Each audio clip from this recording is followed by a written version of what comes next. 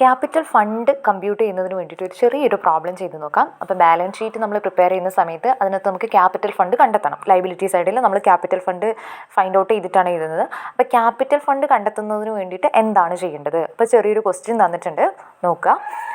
അതിൽ കുറച്ച് അസറ്റ്സിൻ്റെയും ലയബിലിറ്റിയുടെയും വാല്യൂസ് തന്നിട്ടുണ്ട്.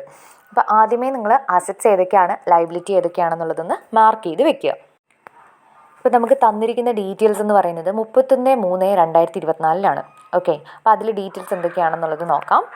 ഫർണിച്ചർ തന്നിട്ടുണ്ട്, ഫർണിച്ചർ അസറ്റാണ്. ബിൽഡിംഗ് അസറ്റാണ്. സബ്സ്ക്രിപ്ഷൻ ഔട്ട്സ്റ്റാൻഡിങ്, സബ്സ്ക്രിപ്ഷൻ എന്ന് പറയുന്നത് ഒരു ഇൻകമാണ്. അപ്പോൾ ഇൻകമാണ് ഔട്ട്സ്റ്റാൻഡിങ് ആയിട്ടുള്ളത്. നമ്മുടെ അടുത്ത് പറഞ്ഞിട്ടുണ്ട് 2023-24. അപ്പോൾ നമ്മുടെ കറണ്ട് ഇയറിലെ തന്നെ ഔട്ട്സ്റ്റാൻഡിങ് എമൗണ്ട് ആണ്. ഇൻകം ഔട്ട്സ്റ്റാൻഡിങ് എന്ന് പറയുന്നത് അസറ്റ് ആയിട്ടാണ് നമ്മൾ ട്രീറ്റ് ചെയ്യുന്നത്. ഇനി അടുത്ത ഐറ്റം നോക്കുക, subscription received in advance four 2024-25. അതായത് അടുത്ത വർഷത്തെ സബ്സീക്വൻ്റ് ഇയറിൽ 2024-25 സബ്സ്ക്രിപ്ഷൻ നമുക്ക് കിട്ടേണ്ടിയിരുന്ന ഇൻകം ഈ വർഷം തന്നെ കറണ്ട് ഇയറിൽ തന്നെ നമ്മൾ റിസീവ് ചെയ്തു. അപ്പോൾ അത് എന്ത് ചെയ്യണം? അത് ലയബിലിറ്റിയാണ്. ഇൻകം എന്തെങ്കിലും നമ്മൾ നേരത്തെ മുൻകൂട്ടി റിസീവ് ചെയ്തിട്ടുണ്ടെങ്കിൽ അത് ലയബിലിറ്റിയാണ്. ഇനി ലോൺ ബോറോഡ്, ലോൺ കേട്ടാൽ അത് ലയബിലിറ്റിയാണ്. ലോൺ ബോറോ ചെയ്തതാണ്, സോ ലയബിലിറ്റിയാണ്.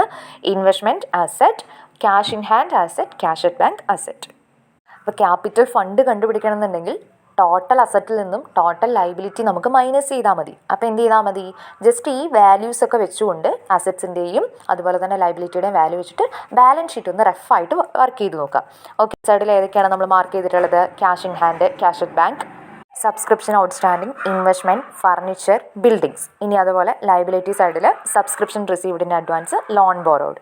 ഇത്രയും ചെയ്തതിന് ശേഷം അസറ്റ്സിൻ്റെ ടോട്ടൽ കണ്ടുപിടിക്കുക. എന്നിട്ട് അതിൽ നിന്നും ലയബിലിറ്റി മൈനസ് ചെയ്യുക, അതായത് ബാലൻസ് ചെയ്യുക. അപ്പോൾ നമുക്ക് കിട്ടുന്ന ബാലൻസ് ഫിഗറാണ് ക്യാപിറ്റൽ ഫണ്ട്. അത് ലയബിലിറ്റി സൈഡിൽ കാണിക്കുക.